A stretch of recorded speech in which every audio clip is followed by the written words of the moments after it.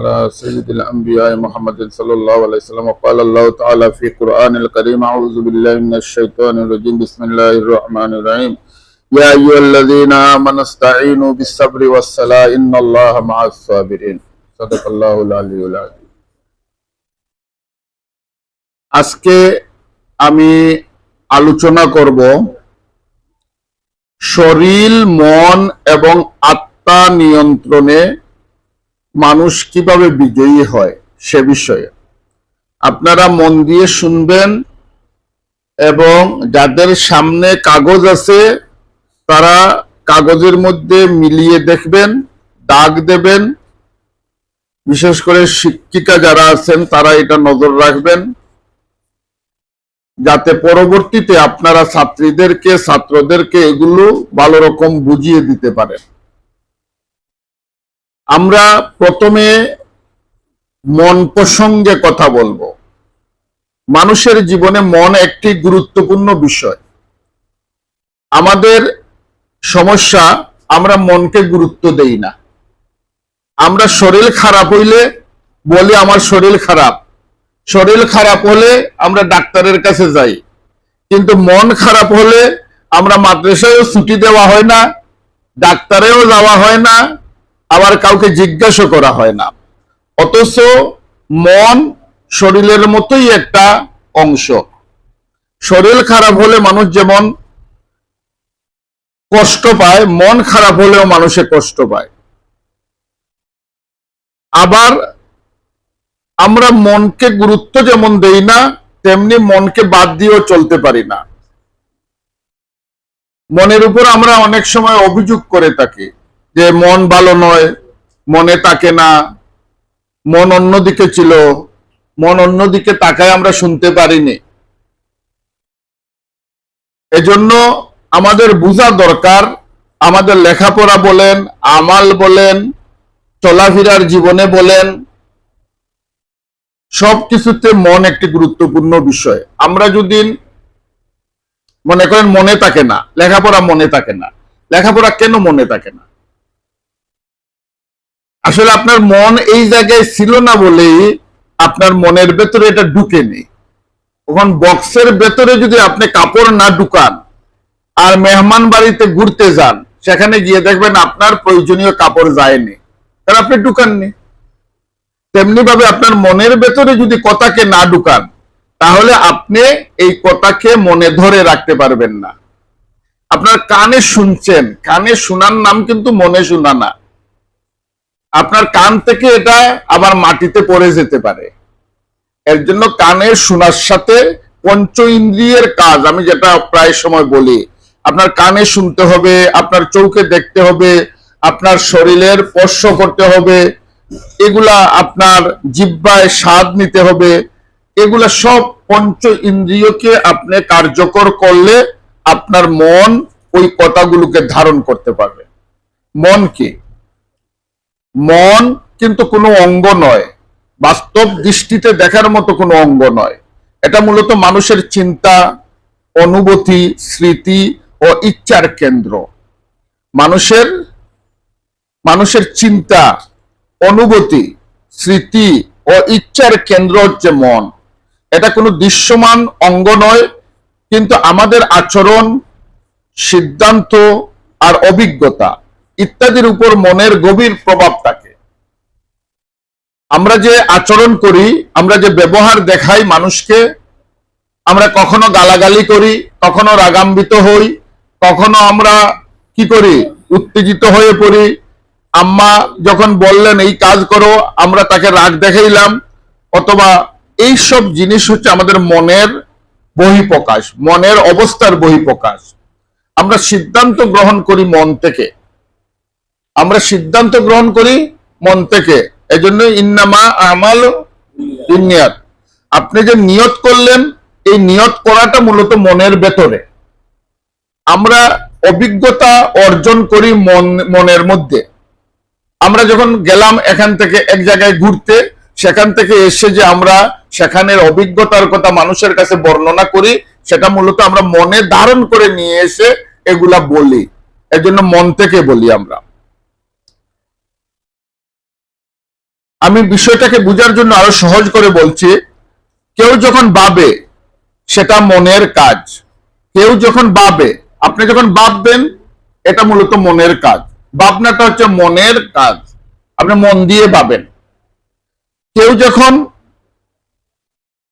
ভালো বা খারাপ লাগে, অনেক সময় আছে না, আমরা বলি না যে আমাদের ভালো লাগতেছে না, আবার অনেক সময় আমরা বলি যে আমার খারাপ লাগতেছে, ভালো লাগতেছে না, বা আমার খুব ভালো লাগতেছে। এই ভালো লাগা এবং খারাপ লাগা এটা মনের কাজ।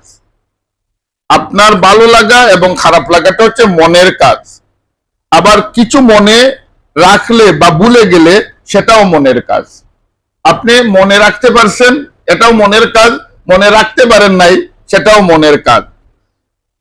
বিজ্ঞান মনে করে মন হলো মস্তিষ্কের কার্যকলাপের ফল।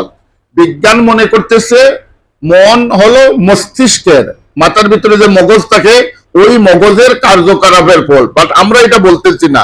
আমরা বলবো মন হচ্ছে আসলে মানুষের আত্মা, চেতনা ও অনুভূতির জগৎ।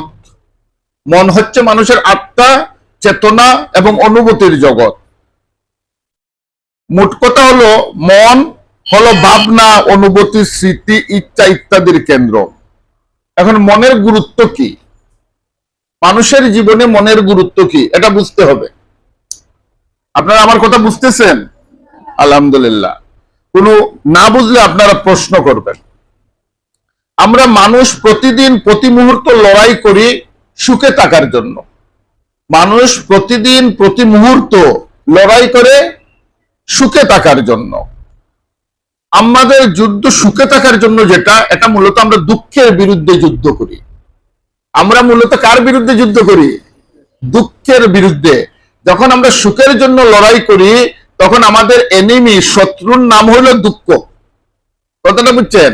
আমরা দুঃখের বিরুদ্ধে যুদ্ধ করি, অথচ আমরা জানি না, আমরা অনেকেই জানি না কোথায় সুখ এবং কোথায় দুঃখ। আমরা অনেকেই জানি না। আমরা কি করি? আমরা দৌড়তে থাকি, দৌড়তে থাকি, দৌড়তে থাকি সুখের জন্য। আমরা আমেরিকা যাই, লন্ডন যাই, সৌদি আরব যাই, স্বামীর বাড়ি যাই, শ্বশুর বাড়ি যাই, কিন্তু সুখ কোথায়? আসলে মূলত সুখটা হচ্ছে মনের ভেতরে। সুখ কোথায় থাকে? সুখ থাকে মনের ভিতরে। আমরা অনেকেই জানি না যে মূল সুখটা মনের ভেতরে, যার কারণে আমরা মনকে গুরুত্ব দেই না। মানুষের জীবনে সবচেয়ে গুরুত্বপূর্ণ জিনিস হচ্ছে মন। এই মন যদি সুখী হয়ে যায়, মুড়ি খেয়ে ঘুমিয়ে গেলেও সুখ পাওয়া যায়, মাটিতে বসেও সুখ পাওয়া যায়। আপনি এখান থেকে পায়ে হেঁটে সিলেটে গেলেও সুখ পাবেন, মন যদি সুখী হয়।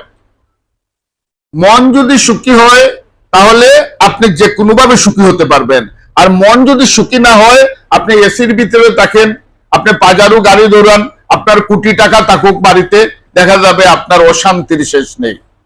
এজন্য আমাদের এটা প্রথমে বুঝতে হবে, আমাদের সুখ এবং দুঃখ দুটাই মূলত মানুষের মনের কাজ। এজন্য আমাদের প্রথমে মনকে কি করতে হবে? সুখী বানাতে হবে। মনকে সুখী বানাতে হবে। মন যদি শক্ত থাকে তাহলে মানুষের অনেক কাজই শক্ত হয়ে যায়। মনকে শক্ত করতে হবে।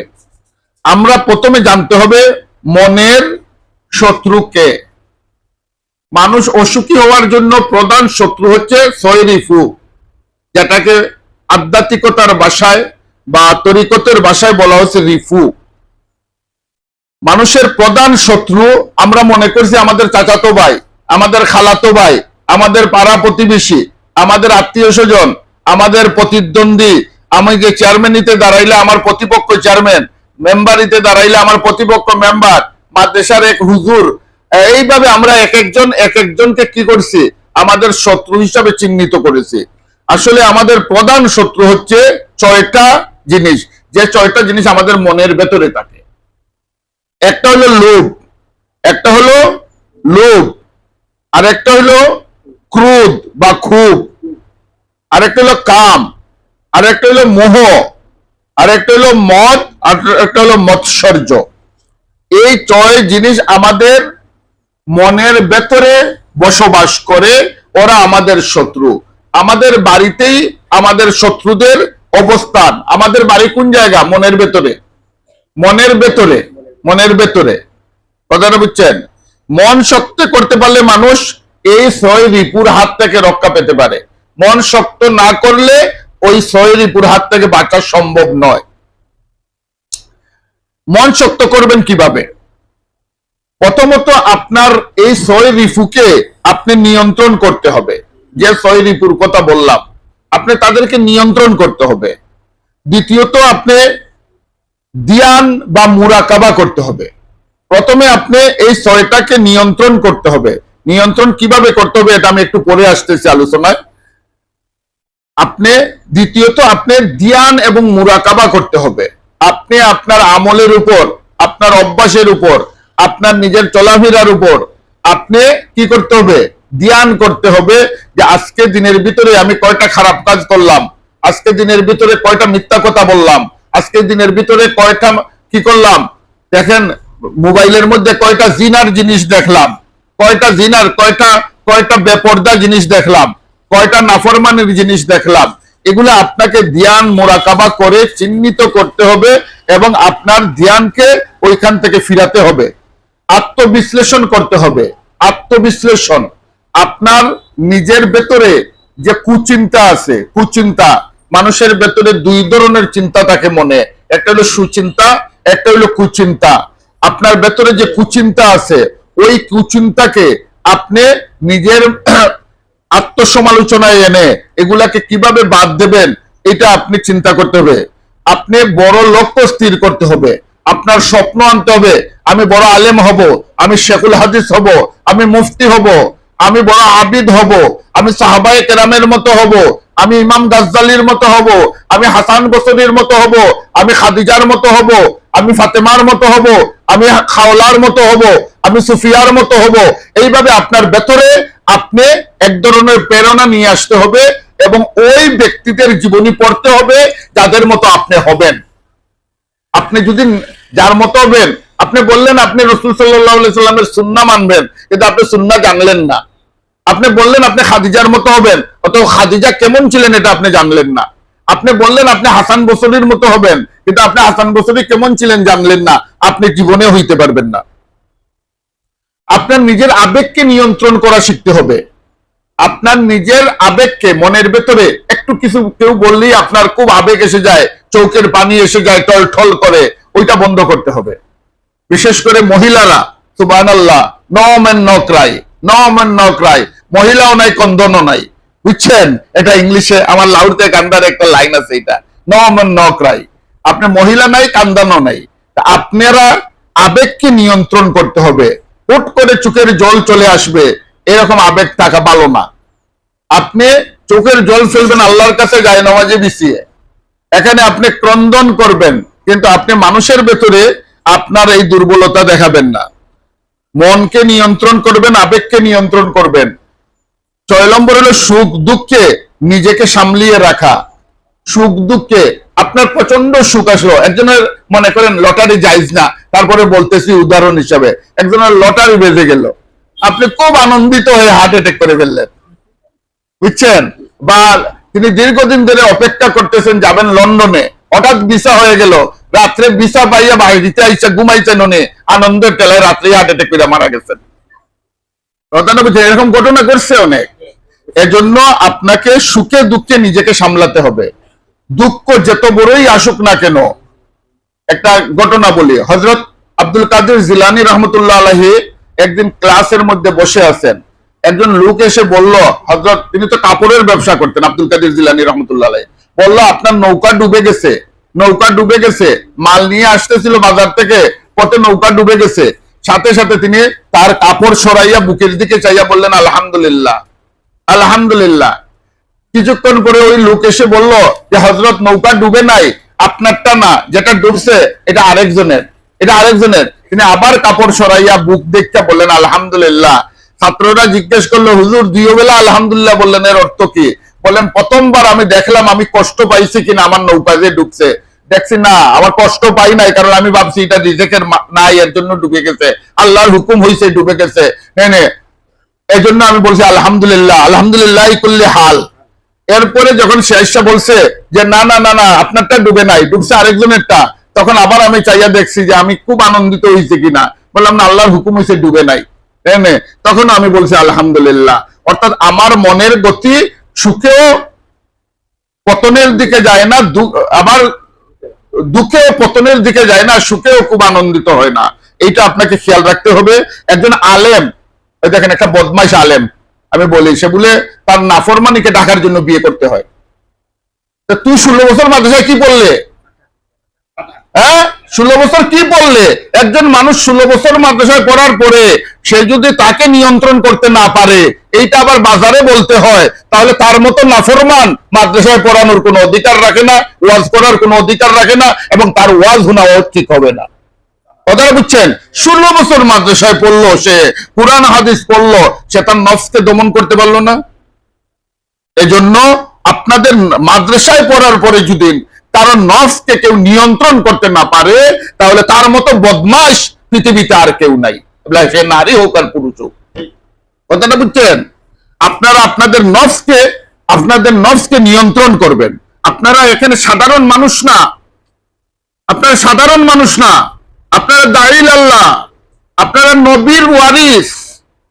আপনাদের মধ্যে নবীওয়ালি চরিত্র আসতে হবে। আমরা বলি রাসূল সাল্লাল্লাহু আলাইহি ওয়াসাল্লাম 14টা বিয়ে করছেন, আমরা তার সাথে সাথে এই কথাও বলি যে মানবিক দুর্বলতার কারণে তিনি বিয়ে করেন নাই। তার কোনো মানবিক দুর্বলতা ছিল না। তা আপনি আলেম, আপনিও মানবিক দুর্বলতার উপরে উঠতে হবে, উঠার চেষ্টা করতে হবে। আপনার যৌন উত্তেজনা কেন উঠবে? আপনি এটাকে থামাইয়া রাখবেন।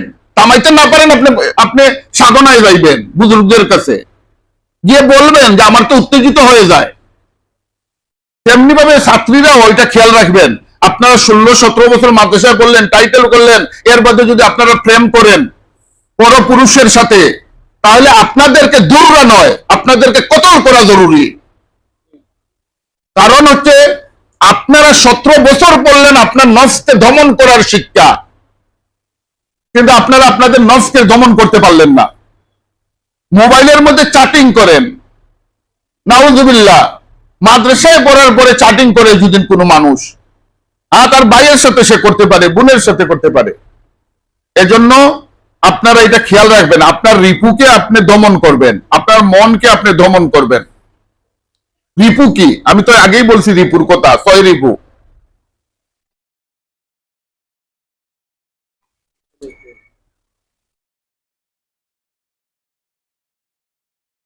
মানুষের যে 6 রিপুর কথা বলছি আগে, এটা হলো গিয়া, যেমন লুবের কথা বলছি, মানুষের প্রথম শত্রু হচ্ছে লুব। আপনারা কথা শুনেন, কথা বলবেন না। আপনাদের কোনো কথা থাকে পরে আমার সাথে কথা বলবেন। মানুষের প্রথম শত্রুর নাম কি? লোভ। অতিরিক্ত পাওয়ার আকাঙ্ক্ষাকেই লোভ বলে। অতিরিক্ত পাওয়ার আকাঙ্ক্ষাকে লোভ বলে।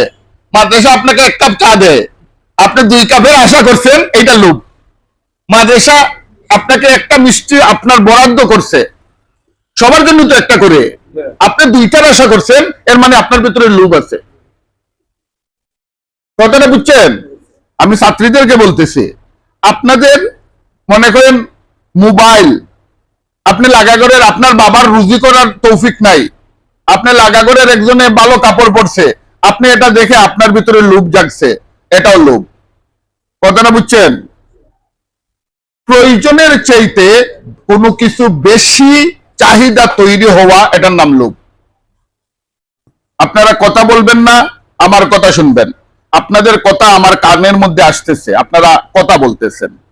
আপনারা কথা বললে আমি কথা বলতে পারবো না। কথাটা বুঝছেন? এই যে চুপ হইয়া বসে থাকবেন।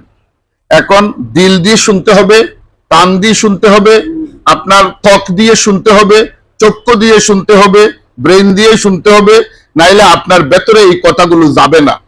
আর পরে আপনি আলিম হওয়ার পরেও দেখা যাবে আপনি আর একজন জাহিল মহিলার মধ্যে কোনো ব্যবধান নেই, আপনি আর বস্তির মহিলার মধ্যে কোনো ব্যবধান নেই, আপনি আর নর্তকীর মধ্যে কোনো ব্যবধান নেই। একজন নর্তকী যেভাবে বিয়েতে গিয়ে নাচে, আপনিও আলিম হওয়ার পরে দেখা যাবে ওইখানে বিয়েতে গেছেন, চাচাতো বোনের বিয়ে, সেখানে গিয়ে বুরকা খুলে ফেলছেন। আপনি দেখবেন পার্লারে গিয়ে সাজ্জা যাইতেছেন জাহিল মানুষের মতো। কথা বুঝছেন? এরপরে শরীয়তে যে সমস্ত চুল কাটা নিষেধ করেছে আপনি এগুলা নিজেরা করবেন এবং করে আরো মানুষকে জাহিল বানাবেন। মানুষ বলবে উনি তো মৌলানা সাহেব হইয়া করে, তাহলে এটা জায়েজ আছে। কথাটা বুঝছেন? এজন্য আপনারা এগুলা খেয়াল রাখবেন। কোরআন হাদিসে যেগুলা নিষেধ আছে সেগুলা কমপক্ষে আপনারা আমল করতে পারবেন না। আপনারা আমল করলে কিয়ামতের দিন ডাবল শাস্তি হবে আপনাদের, যেহেতু আপনারা আলেম। আপনারা লোভ মন থেকে বের করে ফেলবেন। লোভ এটা সারা সহজ না, এটা অনেক কঠিন কাজ, অনেক কঠিন কাজ লোভ সারা।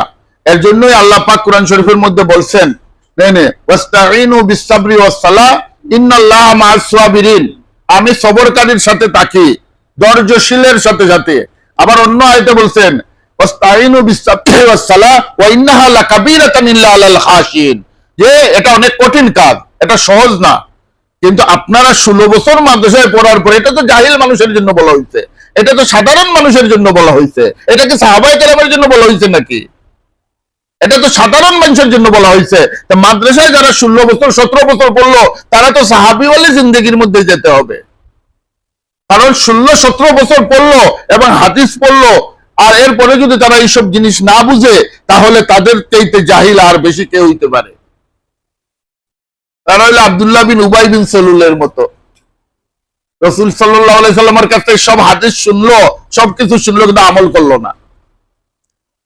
2 নম্বর মানুষের শত্রু হইল ক্রোধ, রাগ। মানুষের খুব মারাত্মক শত্রুর নাম হচ্ছে রাগ। আর আমাদের মেয়েদের রাগ থাকে বেশি।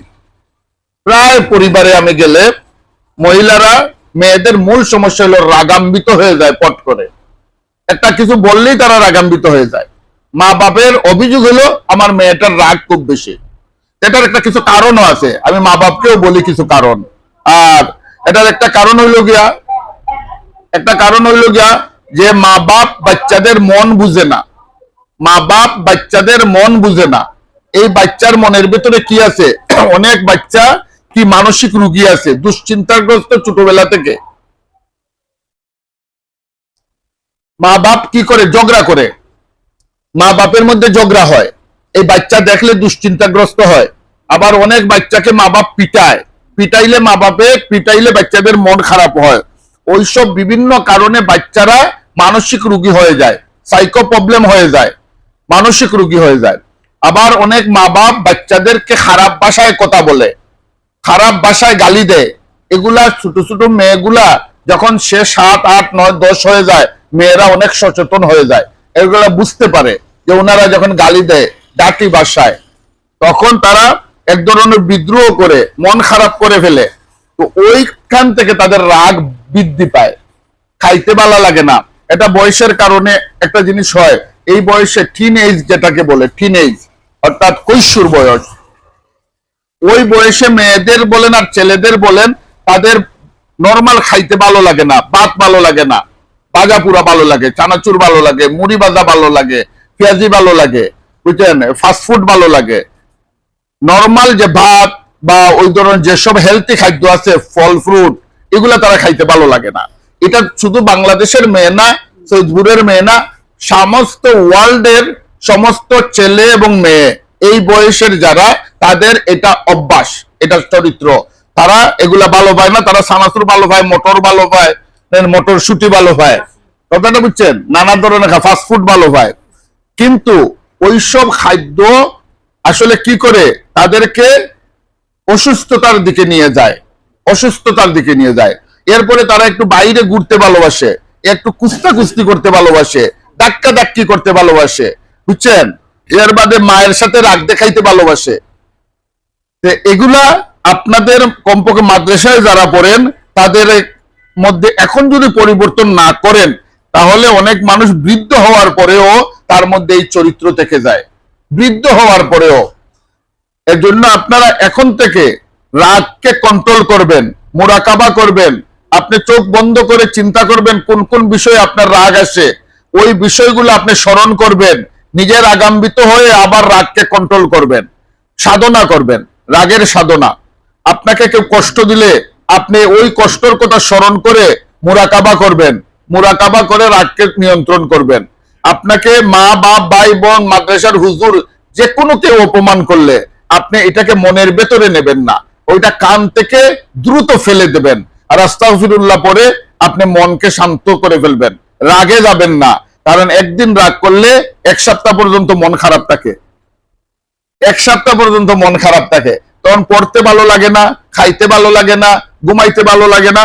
একদম এখান থেকে মানুষের সাইকো প্রবলেম হয়, মানুষের ডিপ্রেশন হয়, মানুষের এখান থেকে নানা ধরনের আদাখানি মাথা ব্যথা, এর মধ্যে গর্দনায় ব্যথা, চোখ জ্বলাফোড়া, পেশাবে জ্বলাপুরা, এগুলা ওইসব কাজ থেকে হয়।